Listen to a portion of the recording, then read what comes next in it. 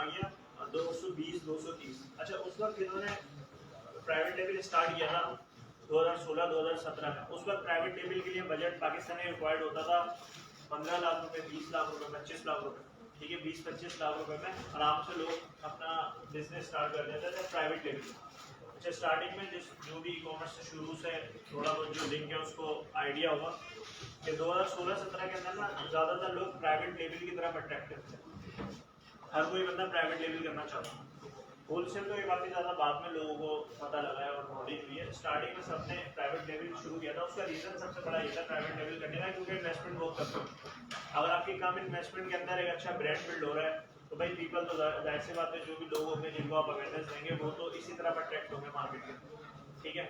तो हुआ ये कि 2016-17 में लोगों ने प्राइवेट लेवल से स्टार्ट किया और उस टाइम जिन लोगों ने मार्केट में अपनी क्रेडिबिलिटी बनाई, मार्केट में जाके बैठ गए, थोड़ी सी इन्वेस्टमेंट की, आज they are earning very well, ठीक है, बहुत अच्छा अर्न कर रहे हैं वो लोग। और उन्होंने अपने अपने जो है ना ब्रांड बिल्ड कर लिया, मतलब 2016-17 में जिन लोगों ने प्रोडक्ट लॉन्च किए। लेकिन जो अब प्रोडक्ट लॉन्च करने जा रहे हैं, जाहिर सी बात है हर प्रोडक्ट के अंदर सिचुएशन आ गई है, लोग बढ़ गए हैं, तो वहाँ पे क्या हो गया, एक डिमांड प्रोडक्ट की बढ़ गई, ठीक है, उसके साथ कंपटीशन भी बढ़ गया। डिमांड तो वैसे अमेज़न की दिन ब दिन बढ़ती जा रही है, लेकिन कंपटीशन भी बढ़ा सा।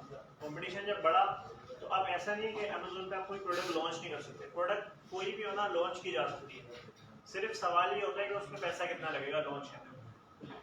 कोई ऐसी अमेज़न पे प्रोडक्ट नहीं है जिसको लॉन्च नहीं किया जा सकता, लॉन्च हर प्रोडक्ट हो जाती है। जो भी प्रोडक्ट आपको मिल रही है अमेज़न के ऊपर सेल हो रही है, आप वही प्रोडक्ट देख लो, चाइना से उठा लो, उसको बनवाओ और सेल करो, ठीक है। लेकिन मसला ये आता है कि भाई इसको रैंक में कितना टाइम लगेगा, कितने रिव्यूज चाहिए होंगे, कितना पैसा लगेगा ब्लीडिंग के ऊपर। एक प्रोडक्ट है जिसमें कंपटीशन कम है, ठीक है, उसको आप रैंक कर लोगे मुश्किल से 1-2 महीने में, और शायद 2-4-5 हज़ार डॉलर के ऊपर पीपीसी पे लगाओगे, रैंक हो जाएगी प्रोडक्ट। एक प्रोडक्ट है जिसमें कंपटीशन ज़्यादा है, उसी प्रोडक्ट को रैंक करने में आपके वही 20-25-30 हज़ार डॉलर लग जाएंगे और टाइम भी 2-3 महीने के बजाय 6-7 महीने तक चला जाएगा। तो सिर्फ ये फ़र्क होता है रैंकिंग।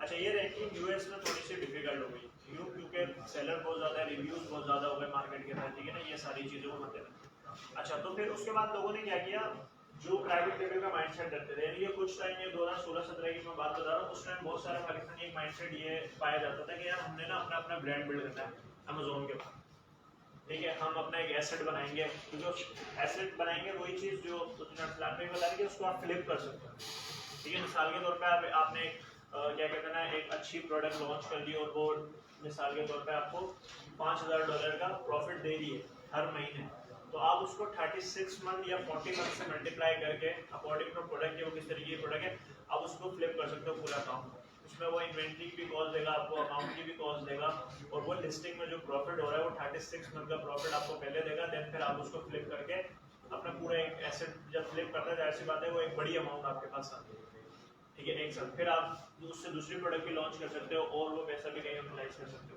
तो उस वक्त माइंडसेट ये था। उसके बाद क्या हुआ, डॉलर ने फ्लक्चुएशन ली, जैसे फ्लक्चुएशन ली ना, ये 220-230 पर डॉलर आया, फिर अचानक से 270-280 के ऊपर अभी चल रहा है।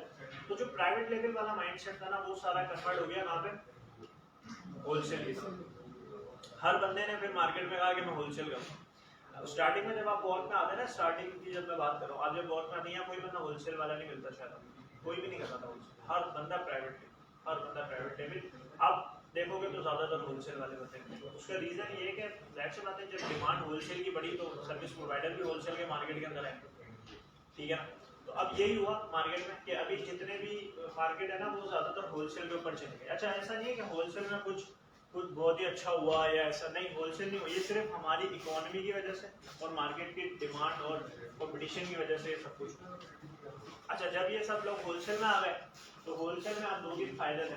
पहला फायदा तो होलसेल में यह था कि जो उस टाइम प्राइवेट लेवल के लिए बजट चाहिए होता था वो बजट एग्जैक्टली होलसेल के लिए हो गया, ठीक है। वही तकरीबन 15-20-25 लाख रुपए आपके होलसेल में लग जाते हैं, वो पहले प्राइवेट लेवल होता था उसके अंदर, ठीक है। अच्छा दूसरी चीज़ क्या हुई, वो ये हुई कि होलसेल थोड़ा सा सेफ मॉडल था, रिस्की नहीं था। प्राइवेट लेवल रिस्की मॉडल है, ठीक है। कम इन्वेस्टमेंट में तो बंदा रिस्क भी ले लेता, लेकिन बड़ी इन्वेस्टमेंट में लोग रिस्क लेने से डरते हैं कि भाई कहीं कोई मसले मसाइल ना हो जाए, क्योंकि बहुत सारे लोग जाहिर सी बात है अपना यहाँ पे जो हम लोग स्पेंड डॉलर के अंदर कर रहे होते हैं और हमारी जो इनकम होती है वो पीकेआर में होती है, तो बहुत ज़्यादा फर्क आता है। जब प्रॉफिट होता है उसमें तो फायदा होता ही उधर डॉलर में, लेकिन जब लॉस होता है ना तो वो भी अच्छा खासा लॉस होता है पीकेआर के साथ, ठीक है, तो वो लॉस को भी जगह करना चाहिए। तो ये 2-3 रीजन है जिसकी वजह से लोग ना होलसेल की तरफ आते हैं। सेफेस्ट मॉडल है और सेफेस्ट मॉडल के होने के साथ साथ आपका जो है ना इसमें वही बजट चाहिए जो प्राइवेट में।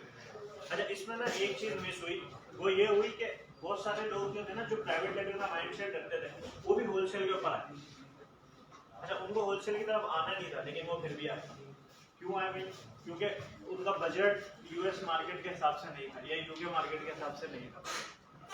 तो इसलिए जो है ना ये जो छोटी मार्केट प्लेसेस आज जो यहाँ सेशन करने का मकसद है वो सिर्फ और सिर्फ यही है कि जिसका भी प्राइवेट लेवल का माइंडसेट है, ठीक है, कि भाई मैंने प्राइवेट लेवल नहीं करना है या मैंने अपना ब्रांड बिल्ड करना है, मैंने ऐसे बहुत सारे होलसेल वाले हैं वो खुद कहते हैं कि यार असल में जो मॉडल है वो प्राइवेट लेवल ही है। तो और जितने भी आप गुरु हैं, एक्सपर्ट्स हैं, उनको भी आप अगर सुनते हुए मतलब सुनेंगे ना उन लोगों को, तो उनकी भी यही बात होती है कि यार अल्टीमेटली प्राइवेट लेवल ही जिसने आगे लंबा चलना है, ठीक है। होलसेल में भी सिचुएशन आएगी, बहुत सारी चीजें आएंगी, तो प्राइवेट लेवल बहुत सारे लोगों का माइंडसेट था लेकिन नहीं कर पाए। उसका रीजन क्या था कि भाई नहीं था बजट। अच्छा, अब ये जो छोटी मार्केट प्लेसेस है ना, इनको डिस्कस करने का मकसद क्या है कि जिस क्या कहते हैं बजट के अंदर आप लोग होलसेल कर रहे हो यूएस मार्केट के अंदर, उसी बजट के अंदर आप छोटी मार्केट प्लेसेस के अंदर अपना एक अच्छा प्राइवेट लेवल लॉन्च कर सकते हो। उस छोटी मार्केट प्लेसेस में कौन कौन सी मार्केट प्लेसेस है मैं आपको बताता हूँ। सबसे पहले तो आपकी गल्फ मार्केट प्लेसेस आ जाती है जिसके अंदर यूएई पहले नंबर पर है, फिर केस है, अभी रिसेंटली अमेज़न ने इजिप्ट के अंदर भी अपना खोला है क्योंकि इजिप्ट में भी अमेज़न आ गया, वहाँ पे भी बाइंग सेलिंग इजिप्ट में शुरू हो गई। अच्छा, उसके बाद कनाडा मार्केट प्लेस है आपकी। अच्छा, कनाडा में ना मैं आप लोगों को रिकमेंड नहीं करूंगा कि आप कनाडा में जाएं। कनाडा में बहुत सारे मसले मसाइल हैं। उसका सबसे बड़ा रीजन ये है, जब भी हम यूएस का अकाउंट बनाते हैं ना, अमेज़न हमें 2 अकाउंट तोहफे में देता है, 2 मार्केट प्लेस, एक मैक्सिको और एक कनाडा, ये फ्री में मिल जाती है। आपने जैसे ही नॉर्थ अमेरिका में अकाउंट बनाया, आपको मैक्सिको और कनाडा ऐसे मिल जाती है। अब होता क्या है, जो बंदा भी यूएस के अंदर इस वक्त बैठ के काम कर रहा है ना, वो अपनी मैक्सिको और कनाडा में तो इखलाकन ही खोल देता है अपनी लिस्टिंग कि भाई चलो यहाँ पे मुझे सेल आ रही है, कुछ ना कुछ कनाडा से भी आ जाएगी। और वो जहाँ 10,000 12,000 यूनिट वो मंगवा रहे हैं अपने क्या कहते हैं ना यूएस मार्केट प्लेस के लिए, वहीं वो 2-3 हज़ार कनाडा भी भेज देते हैं। तो कनाडा में अभी मैं काम कर रहा हूँ एक क्लाइंट को, तो मुझे पता है कनाडा में जो सबसे बड़ा मसला है ना, वो सबसे बड़ा मसला ये है कि वहाँ प्रोडक्ट हंटिंग जो है ना इतनी आसान नहीं है जितनी यूएस के अंदर हम कर लेते हैं। तो वहाँ पे ना बहुत ज़्यादा छोटी मार्केट के अंदर ज़्यादा सिचुएशन है। उसका रीज़न ये एक लिस्टिंग जो यूएस में चल रही है उस पर 1 लाख रिव्यूज है, वही कनाडा में खुली है। अब कनाडा में इतनी सेल्स नहीं है लेकिन वो रिव्यूज की वजह से कंपटीशन हाई हो गया ऑटोमेटिक, ठीक है। दूसरा मसला ये कनाडा के अंदर ना ये जो विंटर्स होते हैं ये बड़े खतरनाक होते हैं। वहाँ इतनी ज्यादा बर्फबारी होती है, स्नोफॉल होता है कि वहाँ पे ना लोगों की आउटडोर एक्टिविटीज रुक जाती है। तो जितनी भी आपके आउटडोर रिलेटेड प्रोडक्ट्स है ना, और ये क्या कहते हैं ना जिम से रिलेटेड, इससे रिलेटेड जितने भी प्रोडक्ट्स है, ये इनकी ना ये साल के एंड में सेलिंग डाउन हो जाती है, जबकि यूएस में ये बढ़ती है। Q4 में हर प्रोडक्ट की सेलिंग बढ़ती है लेकिन वहाँ पे ना डाउन हो जाती है। तो कनाडा में ना, और इसके अलावा भी और बहुत सारे रीजन है। कनाडा के अंदर कंपटीशन बहुत ज्यादा है, प्राइसिंग में भी है, फिर जो हमें प्रोडक्ट है ना बेसिकली वो मिल रही होती है वहाँ से यूएसडी के ऊपर, चाइना से। और कैनेडियन डॉलर और चाइना जो यूएसडी है ना, दोनों में फर्क है थोड़ा सा, ठीक है, कोई 1.5 तकरीबन का फर्क है। तो उसकी वजह से भी थोड़ा प्राइसिंग में फ्लक्चुएशन आ जाती है, तो इसलिए कनाडा में रिकमेंड नहीं करूंगा। तो आप लोगों के लिए कौन सी मार्केट, गल्फ की सारी मार्केट आ गई, ऑस्ट्रेलिया मार्केट है, ठीक है, फ्रांस की मार्केट, फ्रांस को बहुत सारे लोग एक्सप्लोर नहीं करते हैं, बहुत अच्छी मार्केट है फ्रांस की, ठीक है। फ्रांस हो गया आपका, उसके अलावा जर्मनी है, ठीक है। जापान में थोड़े से लैंग्वेज बैरियर है, अगर कोई वहाँ बंदा हो तो बहुत ज़्यादा बेहतर है, वरना तो बहुत मुश्किल है। लेकिन ये कि कर सकते हैं स्ट्रिप, तो ऐसा नहीं है कि नहीं कर सकते, ठीक है। जापान हो गई आपकी। तो ये कुछ मार्केट प्लेसेस हैं जिनके ऊपर आसानी से काम किया जा सकता है। ये छोटी मार्केट प्लेसेस हैं, लेकिन ये ऐसी मार्केट प्लेसेस है कि अभी अगर आप इस मार्केट में इन हो गए ना और अपना एक ब्रांड बिल्ड करोगे तो कुछ सालों, क्योंकि ये अभी एमर्जिंग मार्केट प्लेसेस हैं, ठीक है, जैसे यूएई हो गई, ऑस्ट्रेलिया, ये सारी एमर्जिंग मार्केट है। ये आने वाले वक्तों में इन्होंने ग्रो करना है। जब ये ग्रो करना है तो जो अभी इस मार्केट प्लेस के ऊपर चले गया और उसने अपना एक ब्रांड बिल्ड कर लिया, तो आने वाले वक्तों में जैसे उस वक्त 2016-17 पे अमेज़न के ऊपर यूएस में लोगों ने ब्रांड बिल्ड किया था और अभी वो बहुत अच्छा अर्न कर रहे हैं और उनकी अच्छी स्टेबल लिस्टिंग है, तो वही चीज़ हमें वहाँ पे इन मार्केट प्लेसेस पे भी मिल सकती है। और इसका जो फायदा है वो मैंने आपको बता दिया कि यूएई के अंदर आपको क्या कहते हैं ना कंपटीशन उस हिसाब से नहीं मिलेगा। अभी इमर्जिंग मार्केट है और यहाँ पे आप आराम से प्रोडक्ट को लॉन्च कर सकते हैं, ठीक है। तो ये सारा था एक सिनेरियो आपको बताने का कि छोटी मार्केट प्लेसेस को हम डिस्कस क्यों करें, क्योंकि हर कोई बंदा यूएस में अफोर्ड नहीं कर सकता। यूएस में प्रोडक्ट लॉन्च करना आसान है, रैंक करवाना मुश्किल है। रैंक करने के अंदर आपका अच्छा खासा ब्लीडिंग लगती है और वो सब आपका बजट आपके पास अच्छा होना चाहिए उसके लिए, ठीक है। तो अगर कोई किसी बंदे के पास क्लाइंट आता है इस हवाले से कि यार मैंने जो है ना प्राइवेट लेवल ही करना है लेकिन मेरा बजट कम है, तो जरूरी नहीं है कि यार आप उसको होलसेल में शिफ्ट करो। मैंने बहुत सारे व्यूअर्स को देखा है, वो किसी क्लाइंट का माइंडसेट पूरा बना हुआ है प्राइवेट लेवल करने का, लेकिन चूंकि उसका बजट कम है उसको बोलते हैं सर आप होलसेल कर रहे हैं, इस बजट में तो पीएल हो नहीं सकता। भाई ऐसा नहीं है, आप ये नहीं करो ना कि आप उनको ये बोलोगे इस बजट में पीएल नहीं हो सकता। आप उनको बोले आप अपनी मार्केट प्लेस चेंज करो। आपको प्राइवेट लेवल का ही जहन है ना आपका। बहुत सारे क्लाइंट होते हैं उनका जहन होता है प्राइवेट लेवल, और कुछ क्लाइंट ऐसे होते हैं जिनका बजट ज्यादा होता है लेकिन प्राइवेट लेवल का जहन ही नहीं होता। तो उनको पहले तो कन्विंस करने की कोशिश करें कि भाई आप प्राइवेट लेवल के तरफ आए, आपका बजट अच्छा है, हम इसमें आपको सर्विसेज दे सकते हैं। लेकिन अगर आपको लगता है इसका माइंडसेट ही होलसेल का है तो फिर तो उनको पेश करना भी फजूल है। और फिर कल को कोई भी मसला होगा बिजनेस में वो आपकी तरफ के, ठीक है। लेकिन वो वाले क्लाइंट जिनके पास बजट कम है बट वो जो है ये करना चाहते हैं प्राइवेट लेवल, उनको आपने छोटी मार्केट प्लेस की तरफ लेके जा सकते हैं, ठीक है। वहाँ पे आप उनको एक अच्छा प्राइवेट लेवल बना सकते हैं। अच्छा, अब ऑस्ट्रेलिया, फ्रांस, कनाडा, इनको हम कभी डिस्कस करेंगे। लेकिन कुछ चीज़ें ना बहुत ज़्यादा सिमिलर होती है। यहाँ पे अक्सर वीएस का जो सवाल आता है वो यही आता है कि जी अब यूएई हमने तो सीखा यूएस, हमें पता है यूएस में कैसे काम करते हैं, हमने कोर्स भी यूएस का किया हुआ है, लेकिन यूएई में किस तरीके से काम करते हैं। अच्छा, इसका ना एक बड़ा सिंपल आंसर है, वो ये कि देखें अमेज़न का जो एल्गोरिथम है ना, अमेज़न का जो सेलर सेंटर है वो हर कंट्री के लिए एक जैसा ही है, उसमें कोई ज़्यादा मेजर चेंजेस नहीं, कोई इक्का दुक्का चेंजेस हैं। जैसे मैं आपको बताऊं, सिंपल चेंजेस ये है, अगर आप यूएस में काम करते हो तो यूएस में क्या होता है कि आप अपनी इन्वेंट्री डायरेक्ट अमेज़न के वेयर हाउस भेज सकते हो विदाउट एनी अपॉइंटमेंट, यानी कि आपने शिपमेंट प्लान बनाया और आप चाइना से या अपने सप्लायर से कहीं से भी वो प्रोडक्ट उठाएं और उठा के वहाँ पर भेज दें अमेज़न के वेयर। यूएई में थोड़ी सी चेंजेस ये है कि यूएई में आपको लेना पड़ जाता है अपॉइंटमेंट, यानी कि आज आपने शिपमेंट प्लान बनाया, शिपमेंट प्लान के बाद आपने शिपमेंट प्लान बना लिया, आपने आइटम लेबल ले लिए, बॉक्स लेबल ले लिए, बॉक्स पे लगा दिए। अब यूएई में आपने अमेज़न को बताना पड़ेगा कि एग्जैक्टली किस डेट को और किस टाइम स्लॉट के अंदर आप अमेज़न को अपने इन्वेंट्री भेजो। क्योंकि वो छोटी मार्केट प्लेस से इतने ज़्यादा वेयर हाउसेज नहीं है तो वो अपने हिसाब से कैलकुलेशन के हिसाब से चलता है, तो उसमें आप you have to book appointment, ठीक है, कि किस तरीके से वहाँ पे ये चीज़ें चल रही है। तो ये छोटी छोटी सी मेजर चेंजेस होती है, इतना ज़्यादा फर्क नहीं होता, ठीक है। तो जिसने अमेज़न को सीख लिया ना कि किस तरीके से काम करते हैं, वो किसी भी मार्केट प्लेस के ऊपर काम कर सकता है। सिर्फ थोड़ी सी स्टार्टिंग में उस मार्केट के ऊपर रिसर्च करनी पड़ेगी कि वो मार्केट है क्या, उसका साइज़ क्या है, वहाँ पे किस तरीके की लोग बायर पर्सोना क्या है उस मार्केट का, किस तरीके की प्रोडक्ट पसंद करते हैं, कौन सी अच्छी कैटेगरी है सेलिंग की, कहाँ पे अपना ब्रांड बिल्ड किया जा सकता है। इसमें थोड़ी सी आपने रिसर्च करनी पड़ेगी। लेकिन मार्केट प्लेसेस, अमेज़न का एल्गोरिथम, वही लिस्टिंग बनाना, कीवर्ड रिसर्च, प्रोडक्ट हंटिंग, वो सब एक तरीके, उसमें कोई इतनी ज़्यादा मेजर चेंजेस है, ठीक है। तो ये वाला आपका जो क्वेश्चन है इसका तो आंसर ये होगा। अच्छा, आप चलते हैं हम यूएई मार्केट को, यूएई मार्केट में काम क्यों करना चाहिए, ठीक है। इसकी कुछ चीज़ें हैं उसको हम डिस्कस कर लेते हैं। सबसे पहले आ जाते हैं जी, ये इसके कुछ प्रोज हैं अमेज़न यूएई मार्केट में। सबसे पहले इसका जो फायदा है वो ये कि यहाँ पे लो कंपटीशन, ठीक है। अभी कंपटीशन उस हिसाब से नहीं है जिस तरीके से हमें यूएस में देखने को मिलता है या यूके मार्केट के अंदर देखने को मिलता है। दूसरे नंबर पे मार्केट में गैप मौजूद है, आराम से आप किसी भी प्रोडक्ट के अंदर जाके अपना ब्रांड बिल्ड कर सकते हैं, ठीक है। किसी भी एक नीश को पकड़ के, कोई कैटेगरी को पकड़ के वहाँ पे ब्रांड बिल्ड किया जा सकता है। ब्रांड डोमिनेंसी नहीं है। अमेज़न में हम देखते हैं ना, आप सब प्रोडक्ट्स के अंदर जाते हैं, एक ही ब्रांड पूरे प्रोडक्ट को डोमिनेट करके बैठा हुआ होता है, 4-5 लिस्टिंग बनाई हुई है, सारा रेवेन्यू वो मार्केट का लेके जा रहा है, वो अपने प्रोडक्ट हंटिंग में भी देखा था, ठीक है। तो ये क्या होता है, ये मार्केट गैप, इसका मतलब होता है मार्केट गैप नहीं, ठीक है।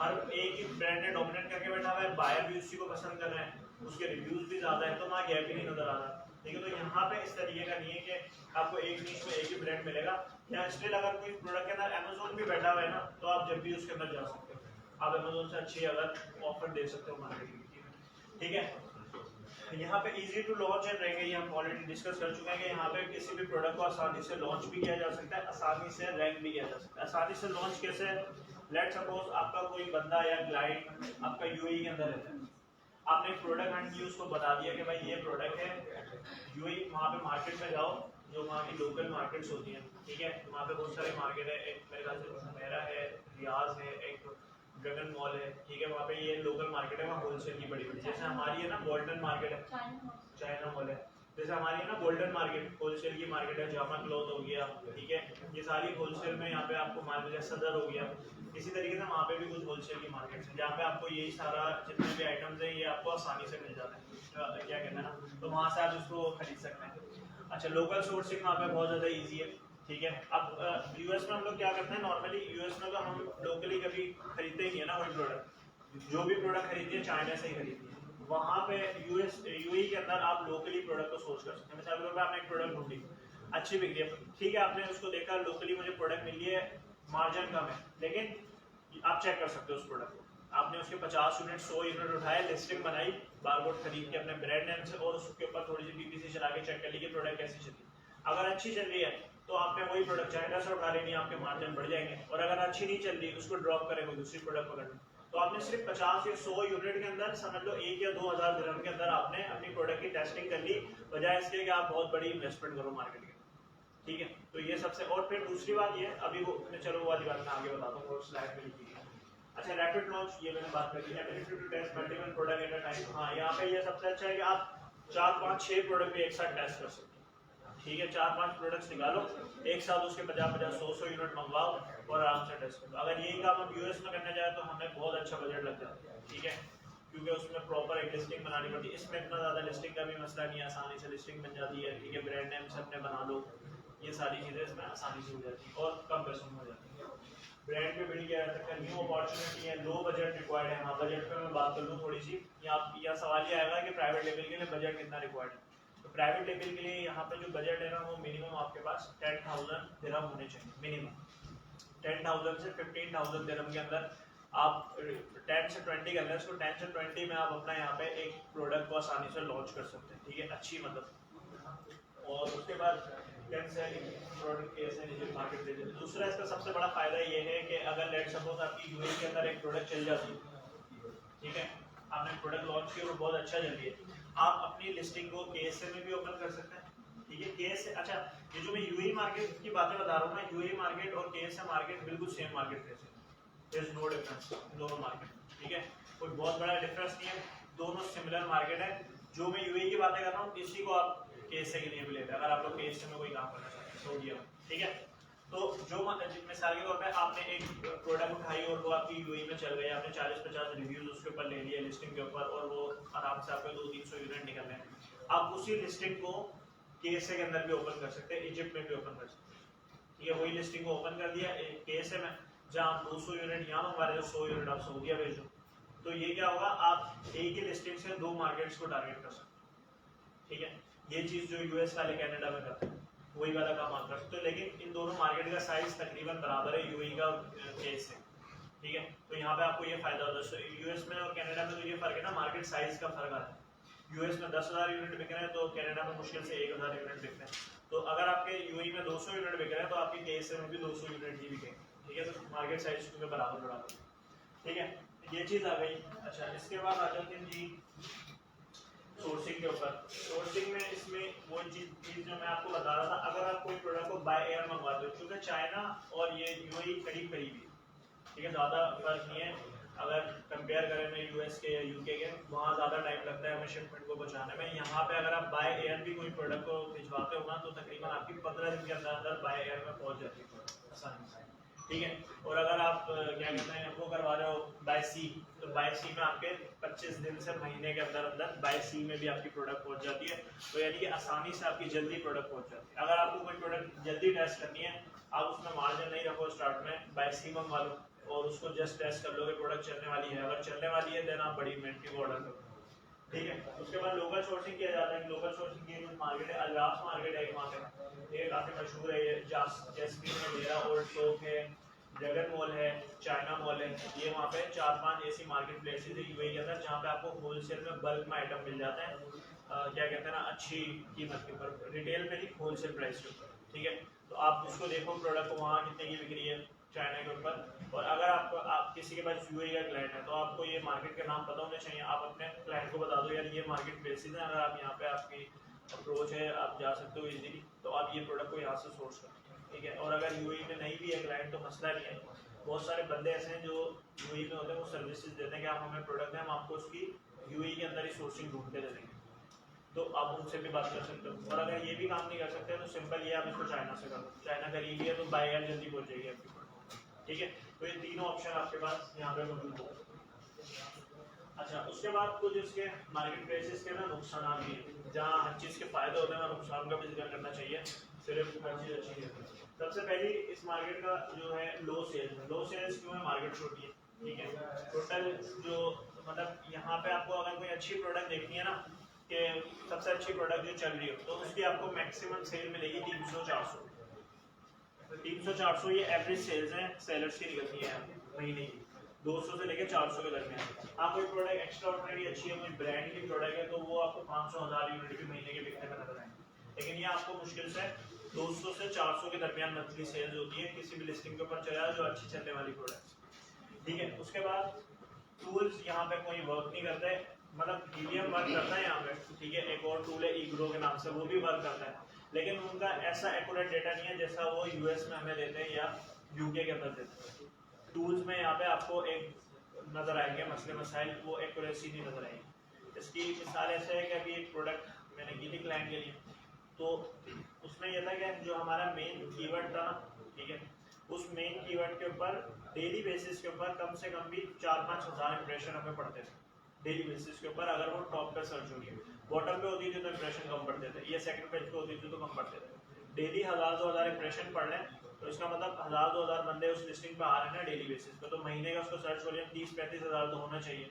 हमें हीलियम बता रहे हैं कि इसका सर्च वॉल्यूम 800, तो वहाँ से हमें पता लग गया कि यार टूल बेशक काम नहीं कर रहे। सीपीसी बता रही है कि डेली 1000 इंप्रेशन आ रहे हैं, और टूल्स बता रहे हैं कि जी इस पर तो 800 का सर्च वॉल्यूम है, ठीक है। वो सेल्स एक्यूरेट नहीं बताते, तो फिर हम लोग क्या करते हैं कि टूल्स पर रिलाई नहीं करते हैं, हम यहाँ पे ज़्यादातर काम मैनुअली करते हैं, प्रोडक्ट हंटिंग भी मैनुअल करते हैं, और जो कीवर्ड रिसर्च हो गई, ये सारी चीज़ें हो गई, ये सब हमारी मैनुअल चल रही होगी, ठीक है। दूसरी चीज़ ये बहुत सारे लोगों को पता नहीं है, अमेज़न चार्ज करता है आपसे 5% वेट ऑन रेफरल फीस, ये बहुत सारे लोग इंक्लूड ही नहीं करते जो भी यूएई के अंदर काम कर रहे हैं, ठीक है।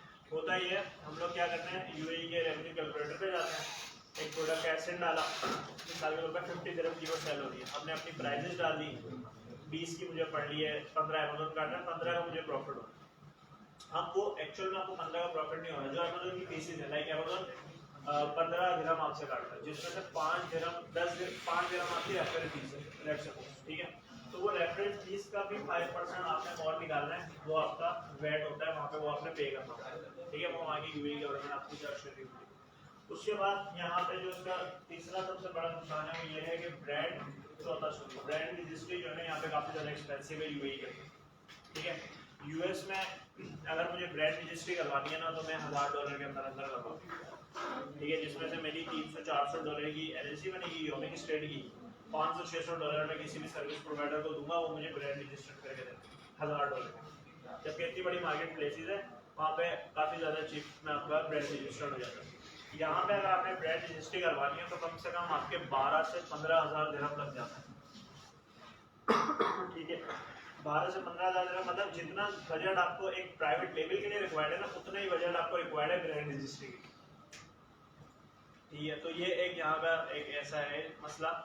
ये ब्रांड रजिस्ट्री इनिशियली तो हम किसी को वो भी नहीं करते कि यार सजेस्ट नहीं करते कि आप इनिशियली करो, पहले प्रोडक्ट लॉन्च कर लो, मार्केट में चले, सेल्स आना शुरू हो जाए, आपको पता है कि हाँ यार मैं इसमें बहुत अच्छा कर सकता हूँ, देन आप ब्रांड रजिस्ट्री की तरफ जाओ, अदरवाइज तो ब्रांड रजिस्ट्री करने आप स्टार्टिंग में वो नहीं करते।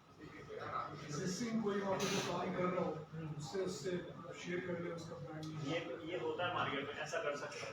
बहुत सारे लोग हैं वो क्या करते हैं, उन्होंने ना अपने ऑलरेडी अमेज़न के ऊपर ब्रांड रजिस्टर्ड कराया, वो कहते हैं आप ना हमारे सेलर सेंटर से लिस्टिंग क्रिएट करवाएं हमारे ब्रांड नेम से, और आप अपने अकाउंट में उसको मीटू कर लें, सिर्फ हम आपको अलाउ करेंगे मीटू करना, कोई दूसरा बंदा आएगा हम उसको भगाना। तो हमारा इस लिस्टिंग में चालू नहीं है, वो सिर्फ आपसे $400-500 चार्ज करते हैं फर्स्ट टाइम, उसके बाद वो कहते हैं आप खुद ही चलाते हैं इसको, हमारा कोई कर लो। लेकिन उसका नुकसान सबसे बड़ा ये है ना, वो कल को उस लिस्टिंग को आप ऑन नहीं कर सकते। मिसाल के तौर पे वो लिस्टिंग आपकी बहुत अच्छी चल रही है, आपको हर महीने का 15-20 हज़ार दिरहम का रेवेन्यू आ रहा है, प्रॉफिट बन रहा है। अब आप चाह रहे हो कि यार मैं मल्टीपल प्रोडक्ट लॉन्च करूँ और ब्रांड भी रजिस्टर्ड करा ही लूँ, तो अब अगर आपने ब्रांड रजिस्टर करा भी लिया तो वो लिस्टिंग अब आप ऑन नहीं कर सकते। वो लिस्टिंग उसी बंदे की होगी जिसके अकाउंट से बनी हुई, उसी ब्रांड का नाम से रजिस्टर्ड है, वो लिस्टिंग चेंज नहीं हो सकती। बहुत सारे लोग इस तरीके से काम कर भी रहे हैं, लेकिन वही बात है कि इसका लॉन्ग टर्म कोई फायदा नहीं। करंट तो फायदा है कि आपकी लिस्टिंग में कोई मीटू नहीं कर सकता, लेकिन लॉन्ग टर्म। अच्छा, फिर उसके बाद जो ट्रेंड ऑफ लिस्टिंग हाई जगह, ये एक सबसे बड़ा मसला है। ठीक है, वो इसलिए सबसे बड़ा मसला है कि ब्रांड लोग रजिस्टर कराते नहीं हैं। तो अगर आपने ब्रांड रजिस्टर्ड अमेज़न का नहीं कराया और आप अपना प्राइवेट लेबल करोगे, आपको कोई भी बंदा मीटू कर सकता है आसानी से, और आप उसको लिस्टिंग से भगा नहीं सकते। ठीक है, तो ये एक सबसे बड़ा नुकसान है। ठीक है ना, इसमें ये कि कुछ स्ट्रेटजीज होती हैं, जिस तरीके से जैसे हम चाइना से बल्क क्वांटिटी सोर्स कर रहे होते हैं, तो हम जिस प्राइस पे सेल कर रहे होते हैं दूसरे को बंदे को उस प्राइस पे मार्जिन ही नहीं होता। तो कोई अगर मीटू करके बैठ भी जाए ना तो वो आपसे प्राइस ज़्यादा ही रखेगा। ठीक है, कुछ लोग होते हैं जिनकी इन्वेंट्री कहीं ना कहीं फंस जाती है, तो वो किसी की भी लिस्टिंग में मीटू करके अपनी इन्वेंट्री निकालते हैं कम प्राइस पे, तो वहाँ थोड़ा सा आपको सब्र से मुजाहिरा करना पड़ेगा। ये 2-3 चीज़ें, अदरवाइज लिस्टिंग हाई जगह का खतरा आपके जहन में हमेशा बरकरार रहेगा। और ये एक पॉइंट ये भी है कि हमें अपॉइंटमेंट लेना पड़ता है। ठीक है, ये मैंने आपको पहले ही बता दिया था कि नॉर्मली हम लोग जैसे तो अमेज़न वेयर हाउस में प्रोडक्ट भेज देते हैं, लेकिन यहाँ पे आपको अपॉइंटमेंट लेना पड़ता है अमेज़न यूई मार्केट प्लेस के ऊपर स्पेशली। ठीक है, आगे बढ़ते हैं। अच्छा, ये आ जाते हैं इसके मॉडल्स। यहाँ पे मॉडल्स कौन कौन से काम करते हैं। सबसे टॉप पे तो प्राइवेट लेबल है, क्योंकि इतना कम बजट है तो हम लोग रिकमेंड यही करते हैं कि आप प्राइवेट लेबल के साथ ही जाओ, कम बजट के अंदर एक अपनी अच्छी प्रोडक्ट लॉन्च करो। और प्राइवेट लेबल से भी पहले आप 4-5 प्रोडक्ट उठा के टेस्टिंग कर लो ना उनकी कम प्राइस के अंदर, 3-4 हज़ार दिरहम 5,000 दिरहम लगा के पहले उसकी टेस्टिंग कर लो। टेस्टिंग अच्छी आपकी होती है, चलती है, देन आप आगे प्रोसीड करो। ठीक है ना, उसको उसकी बल्क क्वांटिटी के तरफ, मिसाल के तौर पर 1000 यूनिट उठाने की तरफ या 1500 यूनिट उठाने की तरफ फर्स्ट आप कम यूनिट के अंदर टेस्टिंग कर लो, तो प्राइवेट लेवल आपका आसानी से हो जाता है। अच्छा, अब आ जाते हैं होलसेल। होलसेल वैसे रिकमेंडेड तो नहीं है वहाँ पे, लेकिन होलसेल फिर भी स्टिल वहाँ पे किया जा सकता है। ठीक है, वो कैसे किया जा सकता है, होलसेल में बहुत सारे लोग क्यूरीज भी थी, वो मैं बता रहा हूँ। होलसेल 2 तरीके से किया जा सकता है। पहला तरीके का तो ये है कि आप ऐसी लिस्टिंग उठाओ जो लिस्टिंग अमेज़न के ऊपर सेल हो रही हो, जिसमें 2-4 सेलर बैठे हों, लेकिन वो जो इस लिस्टिंग में बैठे हो ना वो ब्रांड रजिस्टर्ड ना हो बंदा।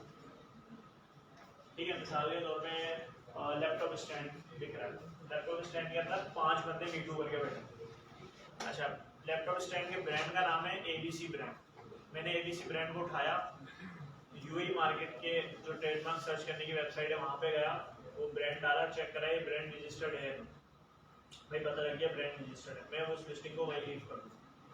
अभी इनिशियली लीव करूँगा, आगे मैंने क्या करना है वो बता दूँ। तो लीव कर दिया, मैं उसको छोड़ दूँगा। अगर तो वो ब्रांड रजिस्टर्ड नहीं है तो मैं क्या करूँगा, कोशिश करूँगा यही प्रोडक्ट या तो मुझे यूएई के अंदर मिल जाए या मुझे ये प्रोडक्ट चाइना से मिल जाए, और जितने में ये सेल कर रहा है उससे कम में मिले। ठीक है, मुझे अगर कहीं से भी मिलती है मैं उस प्रोडक्ट को जाके मीटू करूँगा, वही अपनी इन्वेंट्री लेके बैठ जाऊँगा और कोशिश करूँगा मुझे बाय बॉक्स मिले। ठीक है, ये होता है पहला होलसेल का तरीका। दूसरा तरीके का क्या होता है, मिसाल के तौर पे अब हम सपोज ये तो हो गया कि ब्रांड रजिस्टर्ड नहीं था, लेट सपोज कि ब्रांड रजिस्टर्ड है, भाई अब क्या करें। तो ब्रांड रजिस्टर्ड है ना आपने, अब लोग बोलते हैं LLC बनवाओ, भाई LLC इतनी महंगी है, इतना तो होलसेल में हम पूरे साल में शायद ना कमाएं जितनी ये LLC बन जाएगी।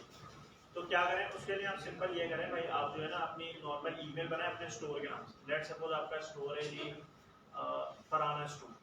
ठीक है, आपने फराना स्टोर के नाम से अपनी एक जीमेल बनाई। जीमेल बनाने के बाद आपने उस ब्रांड जो ब्रांड को सेल कर रहा है उसकी वेबसाइट ढूंढी और उसको ईमेल की कि भाई मुझे आपकी प्रोडक्ट बल्क में चाहिए, जैसे हम नॉर्मली होलसेल में करते हैं ना, वही वाली ईमेल आपने एक बना के सिंपली उनको कर दी, ईमेल की, और उनको कहा मुझे आपकी बल्क में क्वांटिटी चाहिए। और ये अगर तो ब्रांड ने आपसे LLC की रिक्वायरमेंट मांगी तो आप उस ब्रांड को छोड़ दें कि भाई ये ब्रांड तो हमारी कौन सा दूर। लेकिन अगर कोई बहुत सारे ब्रांड वहाँ पे ऐसे जो LLC मांगते हैं, वो बोलते हैं हमें कितनी होलसेल में क्वांटिटी चाहिए, ये सारी चीज़ें वो आपको इनवॉइसेस भी दे देते हैं।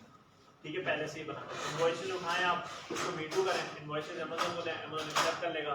कुछ प्रोडक्ट डायरेक्ट मीटू हो जाती है, उसमें तो इनवॉइसेस की जरूरत ही नहीं है। जिसमें अमेज़न इनवॉइस मांग रहा है वो मीटू करें, उससे सप्लायर से जो है ना इन्वेंट्री उठाएं और वहाँ पे करें।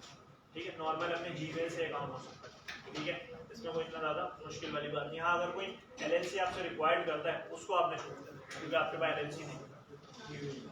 ठीक है, तो ये 2 तरीके कार हैं होलसेल के। एक वो जो ब्रांड रजिस्टर्ड नहीं है, उसकी प्रोडक्ट कहीं से भी सोर्स करके मीटू करके बैठ जाए, कोई बंदा आपका कुछ नहीं कर सकता, वो ब्रांड खुद भी कुछ नहीं कर सकता क्योंकि वो रजिस्टर्ड ही नहीं है। ठीक है, दूसरा तरीकेकार है जो रजिस्टर्ड है, आप उनसे अप्रूवल ले लो और आप उनकी लिस्टिंग उठाओ। और ये मैं आपको अभी प्रैक्टिकल डेमो भी इसका करके दिखाऊंगा किस तरीके से करना है। अच्छा, ड्रॉप शिपिंग और ऑनलाइन ऑर्डर। ड्रॉप शिपिंग तो रिकमेंडेड ही नहीं है, ठीक है। ड्रॉप शिपिंग बिल्कुल फारिग मॉडल हो गया है, यूएई के अंदर तो स्पेशली बिल्कुल नहीं चलेगा। ड्रॉप शिपिंग वैसे भी करते हैं, बहुत सारी वेबसाइट है, लोग यूट्यूब करके बैठ जाते हैं, वहाँ से प्रोडक्ट भिजवाते हैं, लेकिन बहुत मिनिमम मार्जिन, तो सस्टेनेबल मॉडल नहीं। उसके अलावा ऑनलाइन आर्बिट्राज वहाँ पे कोई है ही नहीं, ये होलसेल ही ऑनलाइन आर्बिट्राज है। मैंने बताया कोई भी प्रोडक्ट को मीटू करके बैठ जाओ, अनरजिस्टर्ड को कहीं से भी प्रोडक्ट उठाओ और अमेज़न वेयर हाउस भेज दो, तो वो ऑनलाइन आर्बिट्राज होलसेल एक ही चीज़ हो गई। अच्छा, फिर उसके बाद आगे चलते हैं, बेस्ट कैटेगरीज कौन कौन सी हैं यहाँ पे। सबसे पहले होम एंड किचन है पहले नंबर पे, दूसरे पे टूल्स एंड होम इम्प्रूवमेंट है, फिर ऑफिस प्रोडक्ट्स आती हैं, इलेक्ट्रॉनिक्स बहुत अच्छा बिक रहा है वहाँ पे, होम एंड गार्डन है, होम किचन एंड डाइनिंग। ये सारी कैटेगरीज आपकी अनगेटेड है एक्सेप्ट इलेक्ट्रॉनिक्स। इलेक्ट्रॉनिक्स में कुछ गेटेड प्रोडक्ट्स हैं, कुछ अनगेटेड है। अगर गेटेड भी है, अगर आप प्राइवेट लेबल कर रहे हो तो आप अपने सप्लायर से डॉक्यूमेंट लेके सबमिट कराओगे, आपकी अनगेट हो जाएगी, ठीक है। अपना ज़्यादा कोई मसला आता है।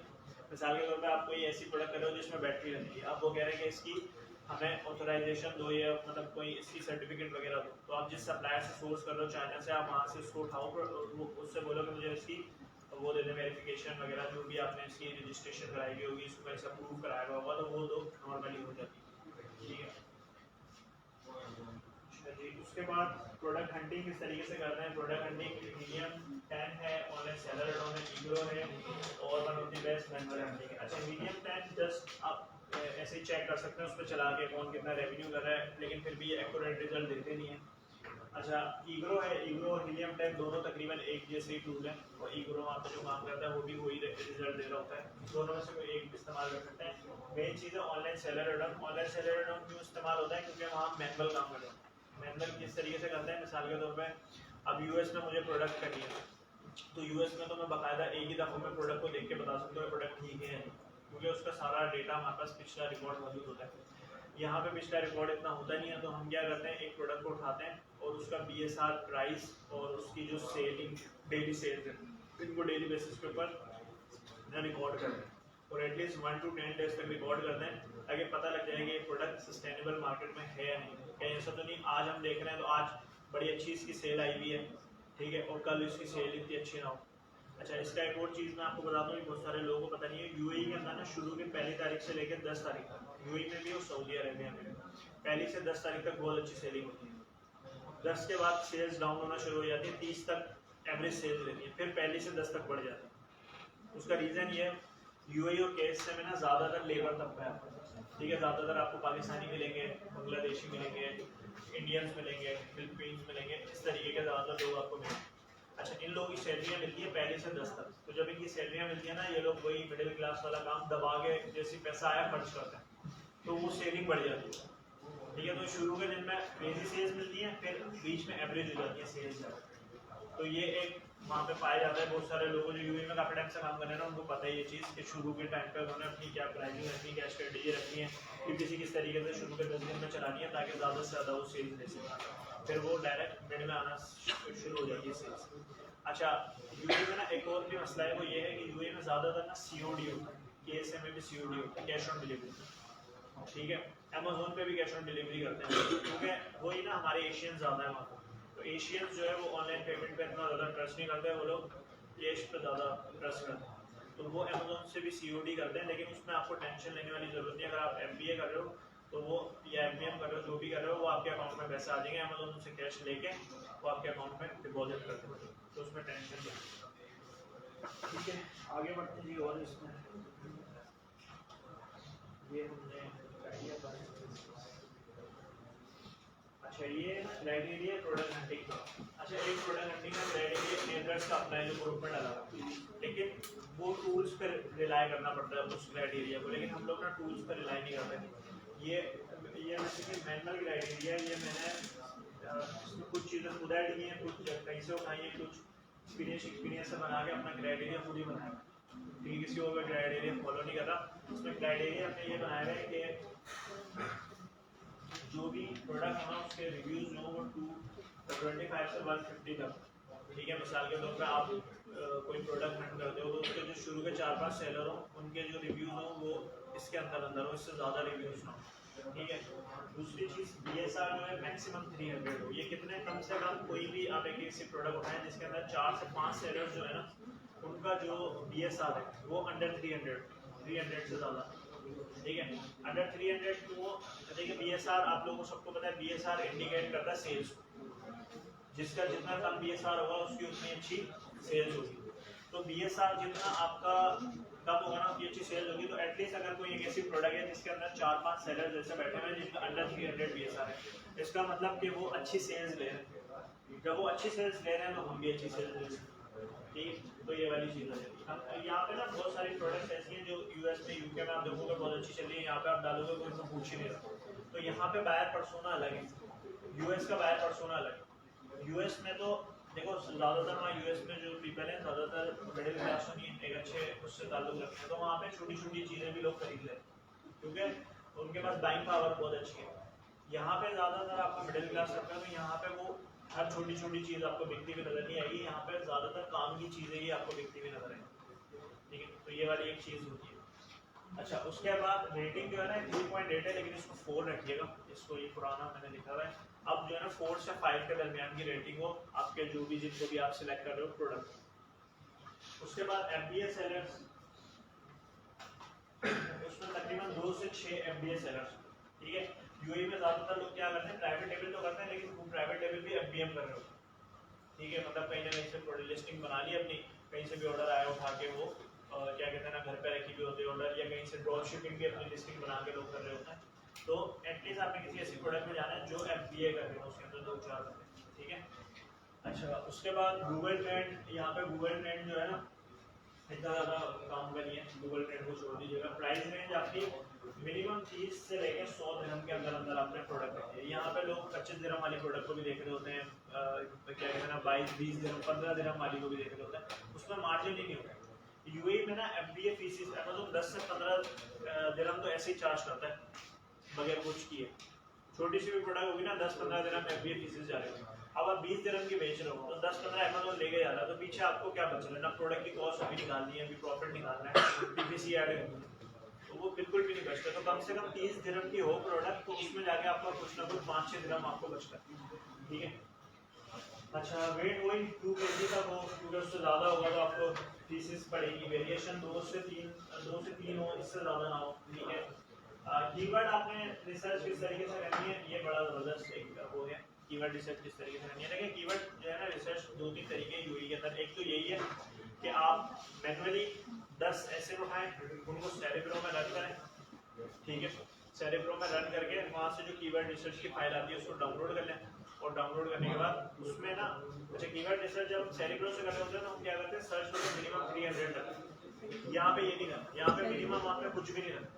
यहाँ पे हो सकता है आपका मेन कीवर्ड हो और उसका सर्च वॉल्यूम नहीं हो, तो आपने सर्च वॉल्यूम कुछ नहीं रखना, कंप्लीटिंग भी कुछ नहीं रखना, जस्ट शीट डाउनलोड करनी। शीट डाउनलोड करेंगे आपके पास 400-500 200-300 कीवर्ड आते हैं, उसमें से आपने फिर उसको मैनुअली रेलेवेंसी का फॉर्मूला लगा के मैनुअली चेक करना, एक तरीके का।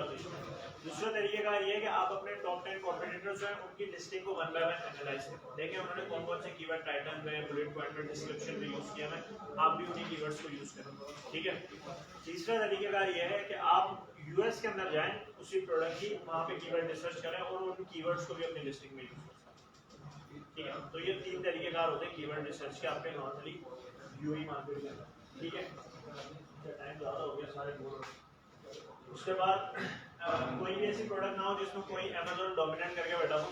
डोमिनेंट से मुराद यानी कि डोमिनेंट ऐसा होगा कि 5 बंदे हैं जिनका BSR अंडर 300 है, उसमें से 3 या 4 दफ़ा अमेज़न, तो फिर ऐसे प्रोडक्ट को अवॉइड करें। हाँ, 1 दफ़ा अमेज़न है चलेगा, 2 दफ़ा अमेज़न है जब भी चलेगा, क्योंकि 3 स्लॉट हमारे पास अभी बाकी है, तो हम उसमें कॉम्पीट करके आगे जा सकते हैं, ठीक है। Product relevancy 50% keyword. Product relevancy क्या है, ये UAE में बड़ी ज़बरदस्त चीज़ है। वो ये है कि जब आप कोई भी कीवर्ड डालो उस पर अगर 50% से ज़्यादा आपकी प्रोडक्ट आ रही है तो आपने उस कीवर्ड को लेना है, अपना मेन कीवर्ड या जो भी आप कीवर्ड समझते हैं जो आपको यूज़ करते हैं। अगर कोई ऐसा कीवर्ड है जिसमें 20% या 30% आपकी प्रोडक्ट शो होगी उस कीवर्ड को डाल के, तो वो आपका मेन कीवर्ड नहीं होगा। उसको आप यूज़ कर सकते हो लिस्टिंग में, बैकएंड सिस्टम में डाल सकते हो, लेकिन as a main keyword use नहीं कर सकते, क्योंकि आपकी वहाँ पे जो सर्च अपेयरेंस आपकी प्रोडक्ट की वो बहुत ज़्यादा कम है, ठीक है। उसके बाद प्रॉफिट मार्जिन एटलीस्ट यूएई के अंदर ना एटलीस्ट कम से कम 30% मार्जिन होना चाहिए, इससे कम कोई भी प्रोडक्ट हो, क्योंकि 30% मार्जिन में देखें ना आप, 30% आपका मार्जिन होगा। यूएई में सबसे अच्छी बात तो ये है कि कोई अमेजोन की मंथली फीस नहीं होती। जैसे यूएस है ना, अमेजोन $40 हर महीने चार्ज करता है, यूएई में कोई नहीं। यूएई में अकाउंट बना लो, ₹1 अमेजोन चार्ज नहीं करता, ठीक है, आराम से आप अपना अकाउंट चलाते रहो, सेलिंग भी करते रहो, अमेजोन आपसे कोई चार्ज नहीं करेगा। तो ये चीज़ें तो वैसे बच जाती हैं, लेकिन 30% मार्जिन इसलिए कि लेट सपोज अगर आपका 10% भी टेक कॉस्ट निकलती है, मतलब 10% आपका एडवर्टाइजिंग पे भी लगता है, तो आप स्टिल नेट मार्जिन जो है वो 20% तक लेके अपना आराम से अर्न कर सकते हैं, ठीक है। अगर आपका मार्जिन ही 25-20% होगा, उसमें से 10% एक और ले जाइए, पहले सेल्स लो है, तो वो मार्जिन फिर मंथ एंड में आपको उतना अच्छा नजर आ नहीं रहा। तो इसलिए यहाँ पे क्या करना है कि मार्जिन ज़्यादा वाली पे चलना। मैं तो कोशिश करता हूँ 40% एटलीस्ट, क्योंकि 40% हो तो मुझे पता है 10-15% पीपीसी पे ले जाती है, तो स्टिल मुझे 25% या 20% नेट मिलेगा, ठीक है। और ट्रैकिंग आपने कितनी करनी है, एटलीस्ट 7 to 10 डेज या 14 डेज, इस तरीके से आपने इसकी ट्रैकिंग करनी है प्रोडक्ट। अच्छा, होलसेल वालों के लिए भी बता दूं, वैसे होलसेल में मैंने इसमें लिखा है, होलसेल वाले किस तरीके से काम करेंगे। होलसेल वाले ये करेंगे, जिसने यूएई के अंदर होलसेल करना है, वो एक प्रोडक्ट को उठाएंगे, प्रोडक्ट को देखेंगे, उसको भी एटलीस्ट 2-4-5 दिन तक ट्रैक करेंगे, डेली बेसिस पे उसका बीएसआर नोट करेंगे, बाय बॉक्स नोट करेंगे। अच्छा, होलसेल वाले जो भी प्रोडक्ट अपनी यूएई के अंदर खरीद करेंगे, एटलीस्ट उसको दिन में 4 से 5 मरतबा देखेंगे, डिफरेंट टाइम में। सुबह 12 बजे देख ली, 3 बजे देख लिया, 6 बजे देख लिया, 9 बजे देख लिया, 12 बजे देख लिया, और 5 दफा देखते हुए आपने ये देखना है कि बाय बॉक्स रोटेट हो रहा है या नहीं, ठीक है। अगर बाय बॉक्स रोटेट हो रहा है तो आपने उस प्रोडक्ट को पिक कर लेना है, और अगर उसमें बाय बॉक्स रोटेट नहीं हो रहा, आप देख रहे हो यार नीचे बंदे उन्होंने कम प्राइस रख के भी बैठे हैं, लेकिन स्टिल एक बंदे के पास ही बाय बॉक्स है और 2-3 दिन से ये लेके बैठा है, इसके पास से चेंज ही नहीं हो रहा, फिर ऐसे प्रोडक्ट को आपने अवॉइड करना है, तो क्योंकि कितनी दफा होना चाहिए buy box rotate? Buy box जो जितने उसमें सेलर बैठे हैं, वैसे तो आइडिया नहीं है कि सबके साथ हो रहा हो, अगर सबके साथ भी नहीं हो रहा तो एटलीस्ट 2-4 बंदों के दरमियान तो बाय बॉक्स रोटेट हो रहा है, मतलब दिन में एक दफा रोटेट हो रहा हो, 1-2 दफा रोटेट हो रहा है, कभी जैसे सुबह किसी और के बाद था, शाम में किसी और के बाद आ गया, रात में किसी और के पास है, तो वो चीज़ आपने देखनी, कोई बंदा डोमिनेट करके ना बैठे, ठीक है। उसके बाद क्या है, प्रोडक्ट कौन सी अवॉइड करनी है आपने, ओवर साइज प्रोडक्ट अवॉइड करनी है, ठीक है, इजीली ट्रैकेबल हेल्पबेड which can catch fire easily, ठीक है, लिथियम आयन बैटरीज वाली, मल्टीपल वेरिएशन वाली रखनी है, ये प्रोडक्ट, ये चीज़ आपको ऑलरेडी पता है, यूएस में बता देंगे, ठीक है। अच्छा, इसमें ना ये 2 ग्रुप्स हैं, ये ग्रुप्स उनके लिए जो एज अ वर्चुअल असिस्टेंट यहाँ पे काम कर रहे हैं, यानी कि जो अपनी सर्विसेज क्लाइंट को देना चाहते हैं, ठीक है। तो ये 2 ग्रुप्स हैं यूएई के, ये कुछ मैंने भी ज्वाइन किए हुए थे, इसमें से ये वाला जो ग्रुप है इससे तो मुझे सारे ग्रुप्स हैं, ठीक है, और वो दूसरा ग्रुप, ये दोनों ग्रुप यूएई के हैं। तो इनको ना आप लोग जो एज अ वर्चुअल असिस्टेंट काम कर रहे हैं यहाँ पे ज्वाइन करें, यहाँ पे आपको इजीली कोई भी क्लाइंट जो है ना मिल सकता है, ठीक है, क्योंकि यहाँ पे बहुत ज़्यादा लोग एक्टिव होते हैं और पोस्टिंग वगैरह कर रहे होते हैं, यूएई के बंदे होते हैं, उनको बंदा चाहिए होता है। असल में यूएई में जो रहते हैं ना ऑलरेडी, वो खुद ये काम नहीं कर पाते, उसका रीज़न ये होता है वो खुद ऑलरेडी इतना ज़्यादा बिजी होते हैं, ठीक है, वो अच्छा वहाँ पे अर्न कर रहे होते हैं, तो ये चीज़ें टाइम टेकिंग होती है, प्रोडक्ट हंटिंग, ठीक है, डेली 1-2 घंटे डेली लगाने पड़ते हैं, सोर्सिंग ढूंढनी पड़ती है, सेलर सेंटर मैनेज करना पड़ता है, यानी उनको ये काम करने के लिए पहले तो ये काम सीखना पड़ेगा, सीखने के बाद फिर टाइम देना पड़ेगा, जो कि नॉर्मली वहाँ पे लोगों के पास नहीं होता। तो वो क्या करते हैं, वो कहते हैं यार कोई बीए मिल जाए परसेंटेज बेसिस के ऊपर या सैलरी बेसिस के ऊपर, तो हम मिल के काम करें। तो ये कि यहाँ से आपको आसानी से जो वर्चुअल असिस्टेंट है उनको क्लाइंट दे सकते हैं, और जो अपना करना चाहते हैं वो तो डायरेक्ट कर सकते हैं, ठीक है। तो ये चीज़ हो गई हमारी, और डेमो प्रोडक्ट रिसर्च, एक मैं आपको एक दो चीज़ें इसमें बता दे रहा हूँ, ट्रैकिंग वगैरह किस तरीके से होती है ताकि आपको आइडिया हो।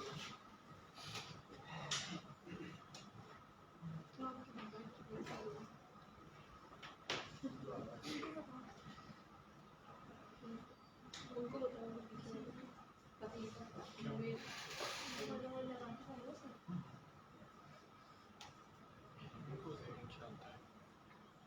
Battery low